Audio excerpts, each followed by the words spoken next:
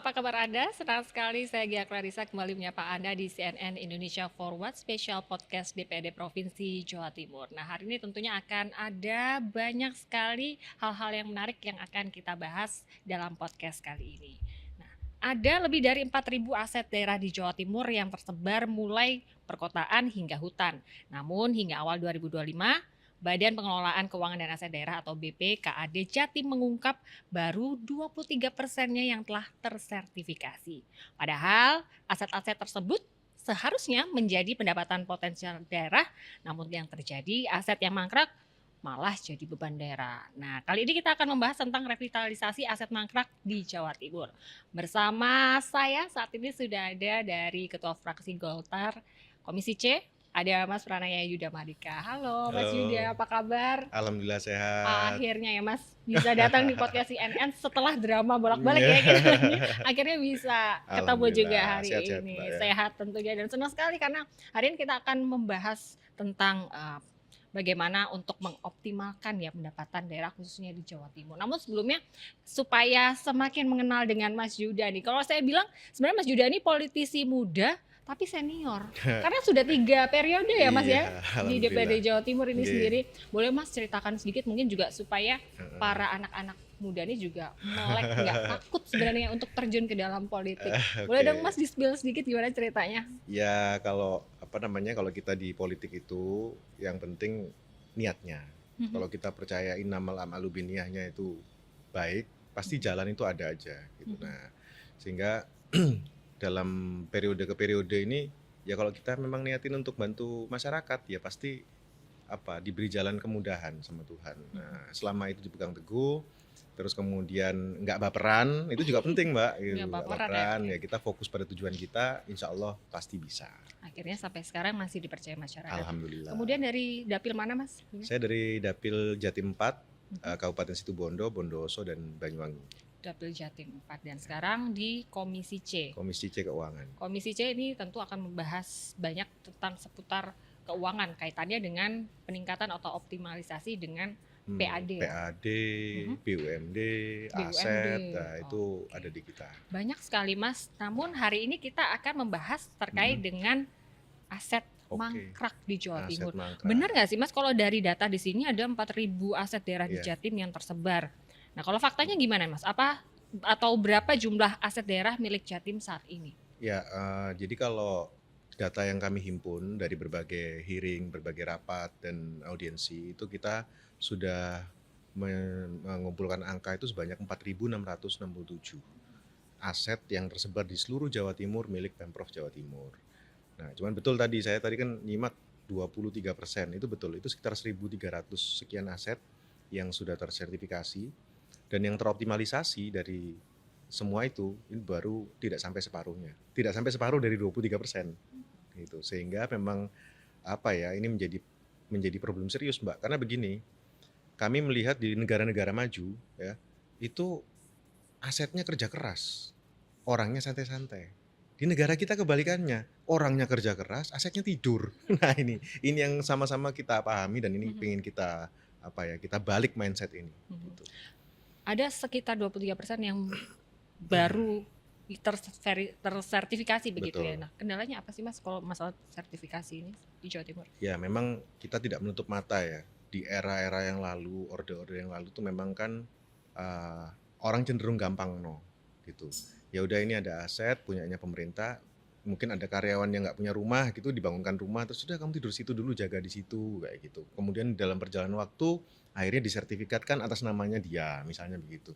Hal-hal seperti itu hal yang umum terjadi memang, tidak hanya di Provinsi Jawa Timur.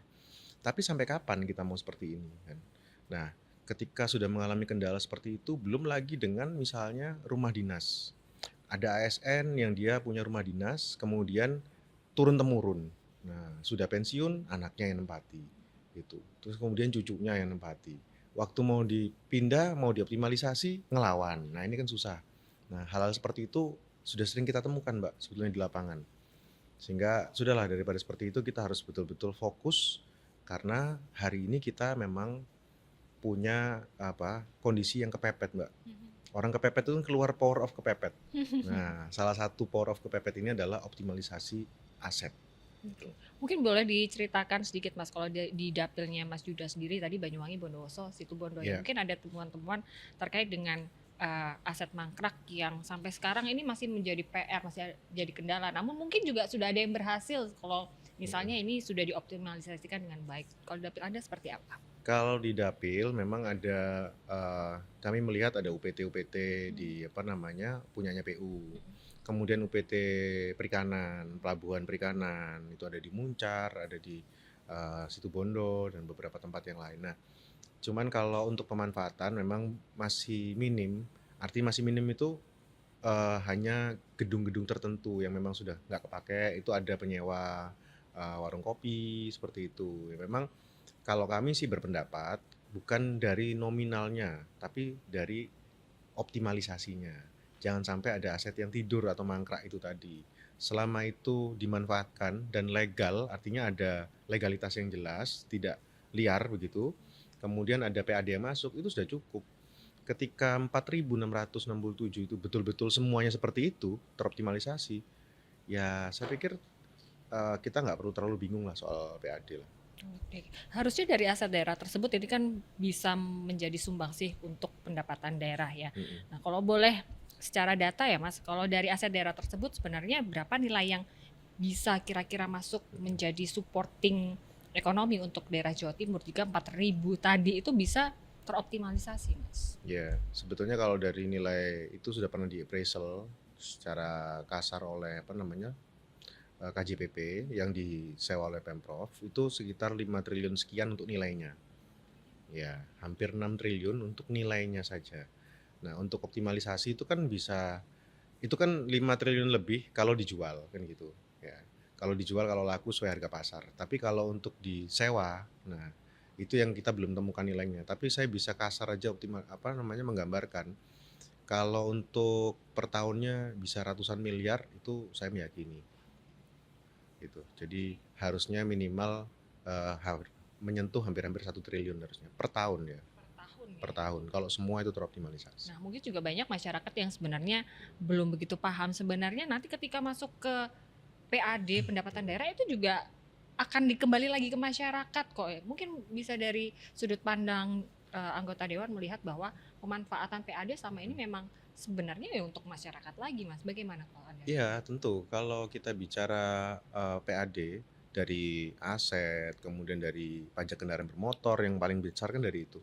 Kemudian dari yang lain-lain. Tentunya kembalinya pasti akan ke masyarakat lagi berupa jalan, kemudian berupa jembatan, infrastruktur ya, kemudian berupa pendidikan. Kita juga sekarang punya berbagai program, punya apa namanya bantuan untuk janda-janda tidak mampu itu ada, kemudian ada untuk siswa tidak mampu. Nah, banyak lah Mbak. Terus kemudian optimalisasi pelayanan rumah sakit. Nah, tentunya ini adalah apa ya, bersentuhan langsung dengan masyarakat, bersentuhan langsung dengan rakyat. Nah, jadi PAD sumbernya dari mana? Dari PAD itu tadi. Gitu. Jadi ya kita memang mengenjot PAD itu ya untuk kembali kepada rakyat. Untuk kembali kepada masyarakat tentunya. Nah, Betul. ini saya juga tentunya ini ada kaitannya juga aset mangkrak. Kenapa sih kok nggak kita menjadi daya tarik untuk investor juga untuk kedepannya? Tapi kita tahan dulu Mas, Oke. kita jeda sebentar. Tetaplah bersama kami di CNN Indonesia Forward Special Podcast DPRD Provinsi Jawa Timur.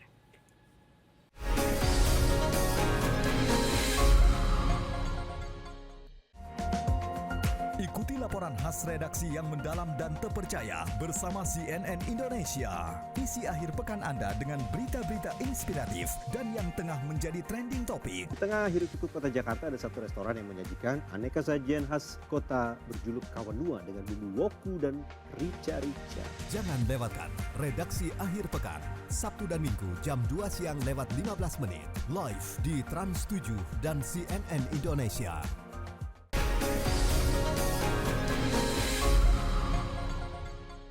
Terima kasih Anda masih bersama kami di CNN Indonesia Forward Special Podcast DPRD Provinsi Jawa Timur. Tadi kita sudah sedikit banyak membahas tentang aset mangkrak yang ada di Jawa Timur. Nah, sebenarnya banyak aset terbengkalai ya, Mas tadi sudah Ya. Anda sampaikan.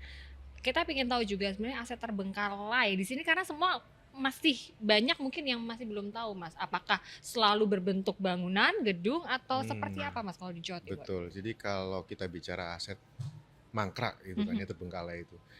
Terbengkalai itu artinya menurut kami adalah aset yang memang tidak ada penyewanya, tidak ada OPD penggunanya. Nah, itu adalah mangkrak. Artinya dia tidak menghasilkan apa-apa, tidak menunjang kinerja OPD, tidak juga memberi PAD. Itu namanya mangkrak. Nah, apakah harus berupa bangunan? Tentu tidak. Jadi ada bangunan, ada juga yang berupa persawahan, ada yang berupa perkebunan, banyak sekali. Bahkan sebetulnya kalau ngomong hektarnya, luasannya itu saya belum terima datanya sih total berapa. Tapi yang jelas luas banget, Mbak. Jadi dan itu tersebar di seluruh Jawa Timur. Saya tahu persis di Banyuwangi itu ada lahan punya Pemprov. Di Bondowoso itu ada punyanya PUSDA, Mbak. Ada pelangnya, tapi mangkrak dan itu bagus di pinggir sungai, subur, tapi nggak ada yang berani nanemin itu lahannya Pemprov. Oke. Kita Iya. ngomongin masalah mangkrak, kadang juga Mm-mm. fenomena yang ada di lapangan Iya. adalah ini sudah jelas ini aset punya siapa, tapi benar nggak sih Mas, memang temuannya masih banyak yang dimanfaatkan oleh oknum-oknum di Ya, dalam shop. itu Nah, itu juga. bagaimana ya caranya supaya menyadarkan begitu bahwa Ya, tentunya harus ada regulasi yang kuat juga dong. Nah, itu ranahnya betul. legislatif. Betul, kalau regulasi sebetulnya kan memanfaatkan aset dengan liar itu kan juga ada regulasinya. Tapi kita bicara dari sisi pembenahan internal Pemprov sendiri dulu. Semestinya memang ketika sudah didata, jadi memang sebenarnya punya roadmap, Mbak. Roadmap itu suatu apa ya? Suatu langkah-langkah, step-step strategis yang memang harus ditempuh untuk optimalisasi. Nah, jadi kita berangkatnya harusnya pertama dari pendataan dulu.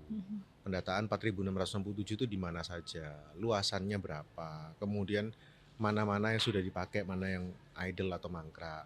Kemudian dari situ baru disertifikasi untuk yang belum disertifikasi. Kalau sudah semua ini paralel lagi dengan promosinya untuk orang itu bisa tahu bahwa oh bisa loh pakai aset Pemprov. Karena yang saya lihat di mana-mana, seperti contoh tadi saya contohkan di Bondowoso di dapil saya, itu dalam satu bantaran sungai, pinggir sungai, berhektar-hektar Mbak tanahnya itu dan subur sekali. Tapi tidak ada yang memakai. Untung masyarakat tertib ini. Paling cuma dipakai main bola kalau sore gitu ya. Tapi nggak ada yang nanemi secara liar, nggak ada yang mungkin nyongkelin tanahnya, itu nggak ada gitu ya. Nah, masyarakat mungkin oh ini punya pemerintah ya sudah gitu. Padahal punya pemerintah bisa disewa ketika idle. Nah, ini kan yang harus sosialisasikan. Salah satunya dengan podcast seperti ini kan pasti nanti masyarakat yang lihat kan pasti oh ternyata bisa nyewa ya.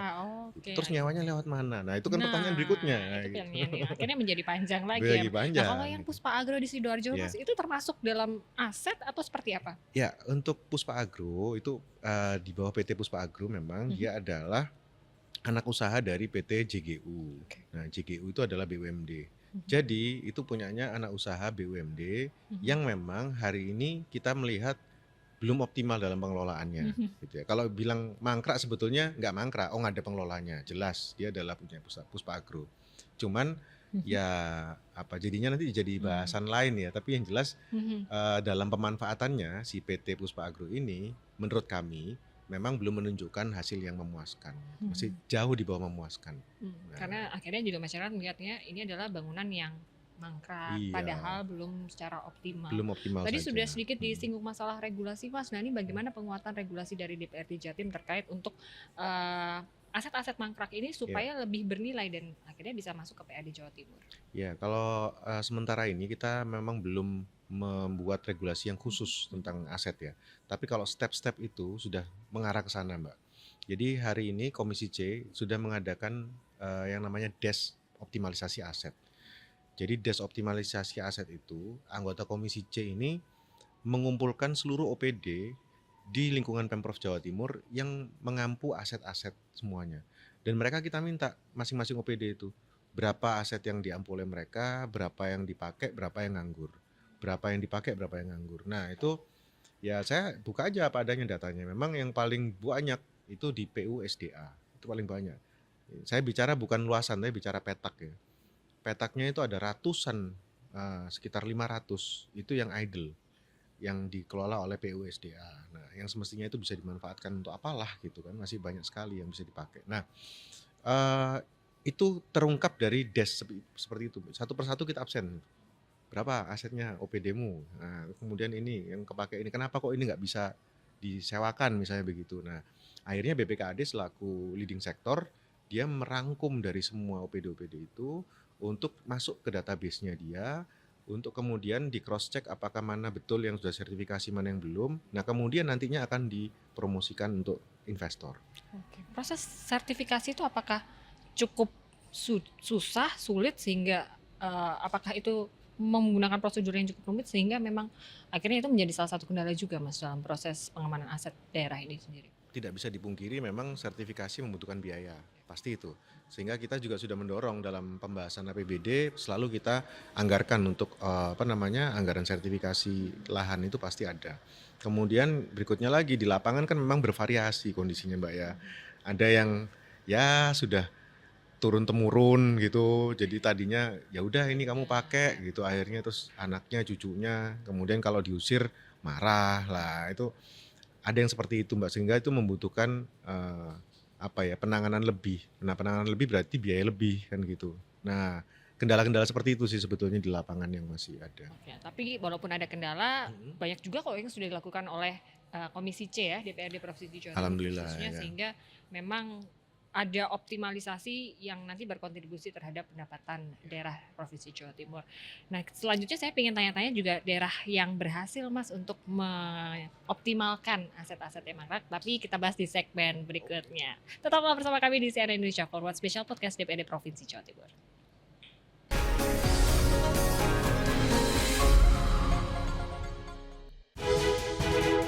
Ikuti laporan khas redaksi yang mendalam dan terpercaya bersama CNN Indonesia. Buka hari dengan ragam kabar berkualitas yang mewarnai pagi Anda. Bentrokan antar warga terjadi di Manggarai, Jakarta Selatan pada Minggu malam.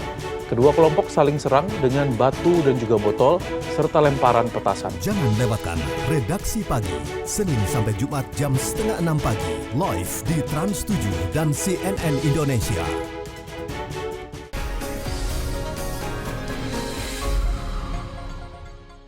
Terima kasih Anda masih bersama kami di CNN Indonesia Forward Special Podcast DPRD Provinsi Jawa Timur. Tadi sudah mulai kita bahas dengan aset apa saja di Jatim, yang mangkrak berapa, masalah sertifikasi, kemudian regulasi. Ini kan mungkin masalah-masalah yang mungkin kita ngelihatnya, wah ini kok banyak masalah di Jatim. Tapi sebenarnya juga banyak juga kan Mas yang daerah-daerah yang berhasil mengelola aset mangkraknya. Boleh dong diceritain Mas yang mungkin bisa menjadi suatu support atau motivasi ya buat daerah sehingga akhirnya memang ada kok aset mangkrak yang bisa dikelola dengan baik dan menghasilkan. Betul. Jadi ya tentu ada success story itu pasti ada lah ya kan dari 4.667 tadi. Jadi kita pantau memang ada, ini nggak boleh sebut merek tapi jaringan restoran lokal. Nah, itu yang sudah bekerja sama dengan BPKAD untuk pemanfaatan beberapa bekas rumah dinas Pemprov. Di Mojokerto, kemudian di Madiun itu sudah terpakai sekitar 5 outlet itu dibuka di Mojokerto Raya dan Madiun Raya. Itu sudah optimalisasi dan itu kerjasamanya langsung sekian tahun ke depan kayak gitu. Jadi bagus. Dan kemudian juga ada rencana investor yang mau membangun hotel khusus untuk yang jaga pasien itu loh. Nah itu jadi di sebelah rumah sakit milik Pemprov. Rumah sakit punya Pemprov, sebelahnya dibangun hotel untuk nginep di situ. Nah itu di beberapa tempat sudah mulai berjalan.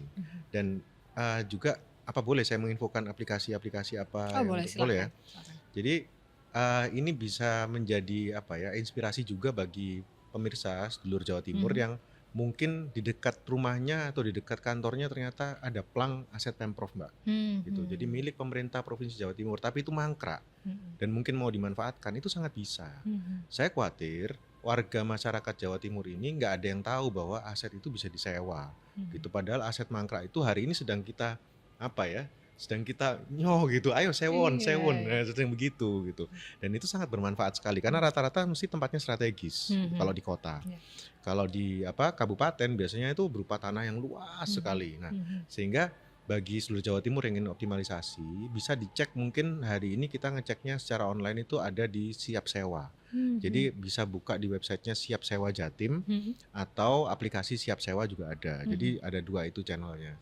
Atau kalau misalkan memang lihat itu plangnya Pemprov, jadi dibedakan ya sedulur Jawa Timur ya, ada Pemprov, ada Pemkot atau Pemkap itu kan, harus lihatnya. Kalau Pemprov, nah itu nanti ada apa namanya, di Siap Sewa itu ada kayak layanannya. Nah, ada kayak CS-nya gitu. Customer service-nya yang bisa kita tanya-tanya, apakah betul milik Pemprov, apa ini disewakan atau enggak, prosedurnya bagaimana dan seterusnya.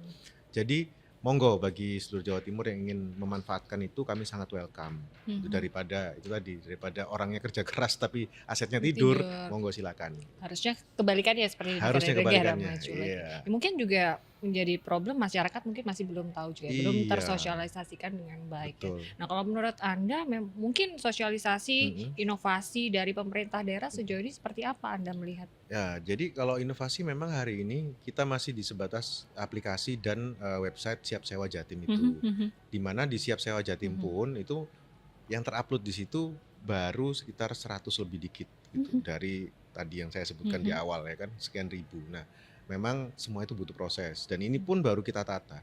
Saya tadi di awal disinggung ini adalah periode ketiga saya di DPRD. Tapi periode ini adalah periode paling serius. Baik DPRD maupun Pemprov itu mengoptimalisasi aset. Paling serius. Kenapa tuh Mas? Karena kepepet. Karena kepepet. Oke. Karena kepepet itu salah satunya. Kedua, kita memang ya diprihatin aja. Saya kan juga sering turun ke daerah, kemudian ngelihat rumah dinas gitu yang sudah alang-alangnya segini, ada pelangnya Pemprov, ini kok nggak dimanfaatkan ya, padahal di jalan protokol kayak gitu. Nah, hal-hal seperti itu yang membuat kami tergerak untuk ayolah kita sama-sama saling support, kita sama-sama saling memberi masukan bagaimana hal itu tidak terjadi lagi di kemudian hari, Mbak.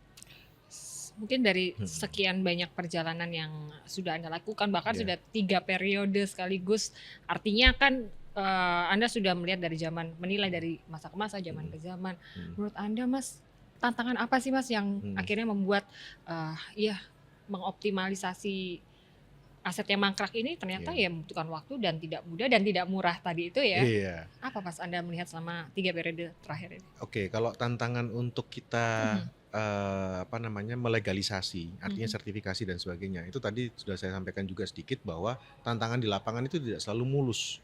Di lapangan itu pasti ada aja, ada penghuni liar yang sudah puluhan tahun di sana, ada yang minta ganti ruginya itu nggak kira-kira kayak gitu ya. Ada juga yang akhirnya saling gugat juga pernah Mbak, saling gugat. Nah, kita bersyukur ketika ada pengampu aset yang terus kemudian sadar, kemudian menyerahkan. Seperti contoh, saya contohkan aja Taman Chandra Wilatikta Mbak. Nah, itu adalah aset Pemprov yang sekian puluh tahun dikelola oleh sebuah yayasan. Kemudian pemilik yayasannya ini menyerahkan pada Pemprov dengan aset yang 13 hektar. Itu kan luar biasa gitu. Nah, belum tentu semua orang yang sudah menguasai aset Pemprov itu mau seperti itu. Itu yang pertama tantangannya. Kemudian yang kedua, hari ini memang kita belum mensosialisasikan secara maksimal tadi itu cara menyewa itu seperti apa, yang dibutuhkan apa, harus bersurat seperti apa, kira-kira bakal lebih murah atau enggak daripada punya swasta misalnya. Bisa saya sampaikan di sini bahwa kita mekanismenya tetap menggunakan KJPP atau appraisal. Tapi untuk harga memang karena ini aset Pemprov itu pasti di bawah sedikit lah dari punyanya real estate mana gitu ya, untuk grup properti mana gitu, kita pasti akan di bawahnya. Nah, sehingga ini sebenarnya peluang yang bagus. Mbak kalau ingat di ini Mbak, di Surabaya ini di dekatnya Taman Makam Pahlawan Ngagel. Nah, itu kan ada jalan yang sekarang full rame kafe. Ngagel Timur itu. Itu aset Pemprov Mbak, yang kafe-kafe itu Mbak. Ya, ada yang punyanya PLN, ada yang punyanya Pemprov gitu. Nah, sehingga sudah terbukti kok banyak usaha kecil atau UMKM yang dirintis oleh warga Jawa Timur itu menggunakan aset Pemprov. Ya, mungkin juga banyak yang belum tahu gimana karena caranya. belum tahu. Itu Terus, aja. Dan kedua, banyak juga pasti yang takut ribet, takut mahal. Nah, gimana ya Mas itu untuk membangun mindset juga ya masyarakat. Ini kan edukasi, oke lah sudah mulai ada layanan-layanan online digital untuk mempermudah. Nah, namun juga lagi-lagi akhirnya membuat masyarakat itu maju mundur untuk sekedar bertanya, padahal bisa banyak cara ya untuk memanfaatkan aset ini. Banyak sekali. Jadi sudah ada call center, silakan dihubungi. Nanti insya Allah hari ini tidak akan seperti bayangan yang tadi gitu ya, yang ribet lah, terus banyak meja gitu ya. Enggak seperti itu. Sehingga memudahkan masyarakat lagi. Oke, karena tadi kita sudah banyak membahas masalah tantangan, success story juga ada. memasuki penghujung segmen nih Mas Iya. ya. Komitmen dari Oke. DPRD Provinsi Jawa Timur seperti apa supaya bisa mengoptimalisasikan aset-aset yang ada di Jawa Timur ini. Tidak hanya yang mangkrak ya, tapi yang Oke, semuanya ada. ya. Ya, oke. Jadi kalau aset-aset ini yang tentu pertama komitmen DPRD Jawa Timur adalah turut menjaga Mhm. gitu. Jangan sampai aset yang sudah terdata ini kemudian ada pihak-pihak tertentu yang ingin mencaplok. Itu pertama. Kita Mhm. juga ikut mengawasi, fungsi pengawasan kita jalan. Mhm. Yang kedua, kami juga ingin terus membersamai BPKAD sebagai leading sector untuk bersama-sama mempromosikan. Jadi Mhm. kemanapun kita sekarang kalau punker dengan BPKAD kadang-kadang kita sempatkan untuk ada apa ya, semacam pameran aset, Mbak. Ya, keluar Hmm. daerah. Jadi untuk kita itu bisa memamerkan pada calon-calon investor dari luar provinsi. Ini loh Mhm. kita punya aset ini. Kemudian luasannya sekian, fotonya ini, koordinatnya ini, Hmm. kemudian peruntukannya untuk apa aja, sudah Mhm. ada di situ. Yang lagi menarik apa nih Mas kalau di Jawa Timur nih? Kalau yang lagi menarik hari ini adalah lahan untuk pertanian, Mbak, Oh, agribisnis. oke, Ya, agribisnis. karena hari ini seperti kita tahu Presiden Prabowo ini kan menegaskan untuk kedaulatan pangan. Ya. Dan di Jawa Timur ini adalah lumbung pangan nasional. Mhm. Sehingga banyak provinsi yang kebutuhan makannya itu tergantung dari Jawa Timur. Nah, Mhm. itu adalah peluang bisnis sebetulnya. Nah, ini yang lagi menarik dan bisa dibuktikan warga Jawa Timur yang ada khususnya di kabupaten-kabupaten yang subur, itu Mhm. lihat pasti banyak itu lahannya Pemprov yang ada di sana. Dan kita berkomitmen untuk mengawal seandainya ada warga Jawa Timur yang ingin memanfaatkan aset Pemprov Mhm. dan itu aset memang idle, legal, bisa disewa. Kalau mengalami kesulitan, boleh ke kami, nggak apa-apa. Mhm. Nanti kita akan dampingi, kita akan kawal. Dan ini kita sudah melakukan, Mbak. Mhm. Jadi bukan hanya tapi sudah kita lakukan, mengawal beberapa warga yang ingin memanfaatkan aset tapi kok kesulitan, kok Mhm. kok ini. Nah, itu kita kawal. Karena apa? Kami tidak ingin mempromosikan kemana-mana, tapi ternyata mengecewakan gitu. Kita ingin Mhm. memastikan bahwa hal yang kita promosikan, hal yang kita dorong itu betul-betul siap untuk dimanfaatkan. Oke, kalau di dapil Anda Banyuwangi, Bondowoso, Situbondo, Iya, ini kan juga mumpung ini Mas, iya, ada dilihat masyarakat secara luas, iya, nasional bahkan. iya. Kira-kira apa nih aset potensial yang ada di daerah pemilihan Anda yang wah nggak kalah juga nih dari daerah-daerah lain Iya. gitu? Apa ya Mas? Di dapil yang sepanjang yang saya pantau itu yang pertama lahan pertanian ya. Mhm. Di bantaran sungai itu punyanya PUSDA itu banyak sekali yang nganggur. Mhm. Kemudian juga kita ada rumah-rumah dinas Mhm. milik kepala-kepala. Mhm. Dulu tuh kepala-kepala UPT itu tidurnya di situ. Mhm. Rumdin-rumdin itu rumah-rumah Belanda, Mbak. Mhm. Tapi saya nggak tahu ya, maksudnya angker atau enggak ngerti. Tapi yang jelas rumah-rumah ini banyak mangkrak dan bisa dimanfaatkan juga. Kemudian di Banyuwangi pun sama, di jalan-jalan protokol itu rumah-rumah Belanda itu ada yang memang mangkrak dan siap untuk disewa, itu juga Mhm. ada. Lahan kosong juga banyak. Mhm. Nah, ini apa ya? Menurut saya peluang dan kami akan dorong terus insya Allah ke depan akan menjadi tambahan PAD untuk Jawa Timur. Nah, Ya. mungkin untuk harapan ke depannya, mungkin untuk supaya permasalahan aset mangkrak yang tidak dikelola dengan optimal ini menjadi catatan penting bagi pemerintah daerah. Tadi untuk Iya. masyarakat sudah ya, sosialisasi sudah, Mm-mm. terus melalui dengan gebrakan layanan digital sudah. Iya.